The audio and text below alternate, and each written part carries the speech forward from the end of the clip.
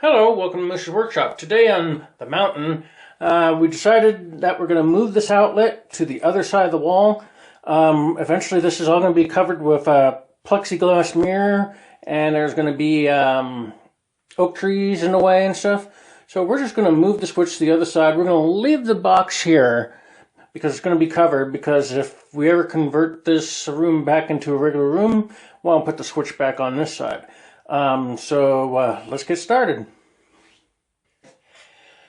Before doing any dangerous electrical work like this, make sure you know what you're doing. Read up on it, study, check some other videos. This is for entertainment purposes only. Make sure you check your local building codes, make sure this is legal to do, and all that fun stuff. Make sure you have all the power turned off, which we're about to do. And we're going to disconnect these two wires, which is going to the switch.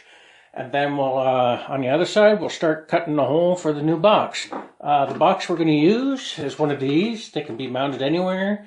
You make the hole, you stick them in, and as you turn these screws, these little tabs come out and compress and hold the box in place.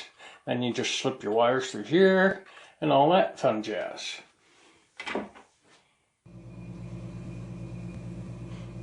Okay, we got our box located where we want it.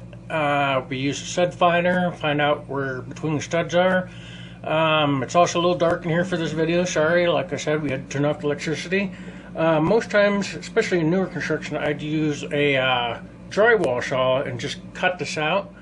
But on this side of the wall is the robot room, and I don't want a lot of drywall dust inside the robots and all that kind of stuff.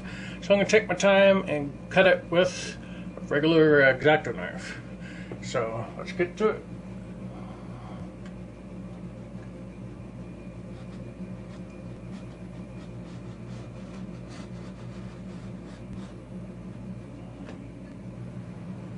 Want to make sure it's a tight fit.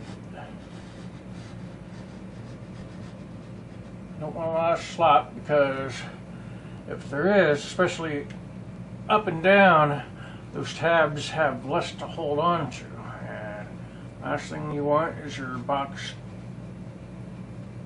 falling out of the wall.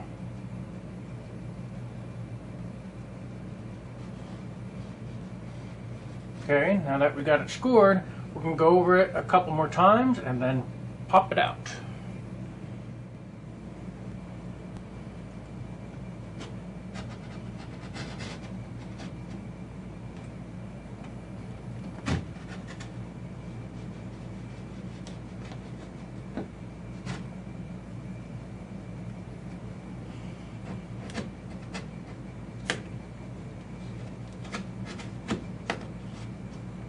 That's it. Try to pull it out this direction instead of pushing it inside the wall. There we go. Clean up the edges. Also, you want to make sure that your wire that's in there isn't stapled to the beams. I know it's not, because when I redid this room, I looked up in there because the bottom of the drywall towards the ground had to be replaced. So I know it's okay in there. Okay, let's grab that box. See what it looks like. Okay, fits right in there. Okay.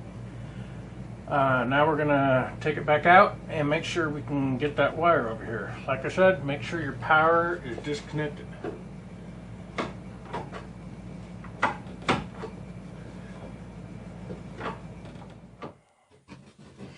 Okay, almost got it. Now, even with the power disconnected, you want to be careful. Never know what residual power is left in.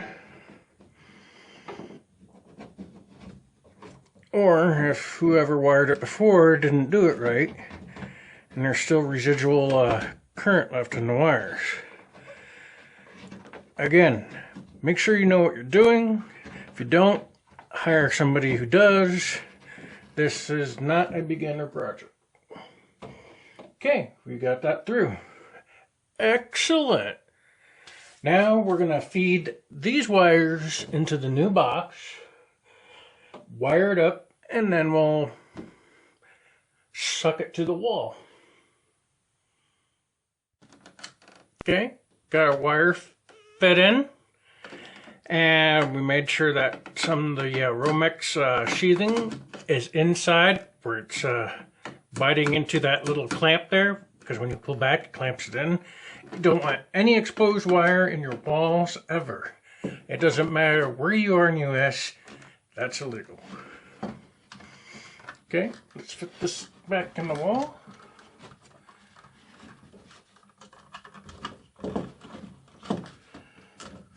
We're going to go ahead and put the switch in last, since we got the camera rolling. You can use a drill or whatever, but don't over tighten these. If they strip, you got to get a new one.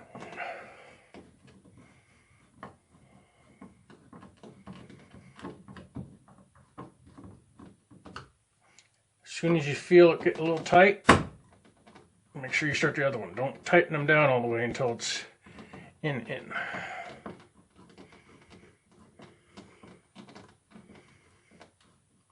Okay, I can feel it snug.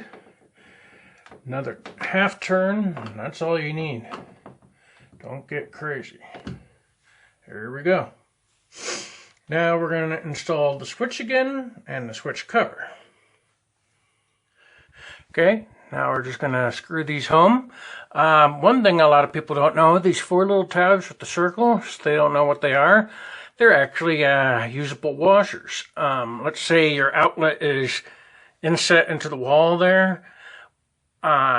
You put those, bust these off and put them behind your screws, and it brings your outlet or your switch out this way. That way they're not recessed into the wall. So if you ever see somebody see your outlet or switch recessed in the wall, they probably didn't know about that little feature. We shouldn't need it, because this should all be level. Make sure you get it nice and even in there.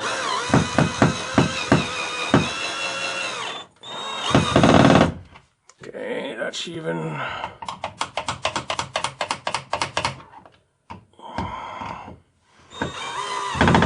And that's even. We already turned on the power for a second just to make sure the switch worked. And as you can see, ta-da! We got light out here. Now to put the cover on. Okay, done. See, everything's flat to the surface, nothing's loose. Everything works. Off, on. Something I've always liked to do when I replace switches and outlets, especially the covers, I always make sure the screws are in line, just like high-end passenger cars, like the Orient Express. I don't know why I do it. I just do. My little thing. Okay, I hope you like this video. Our next video, we will be finally either installing the plexi mirror or making the oak trees. So stay tuned for that.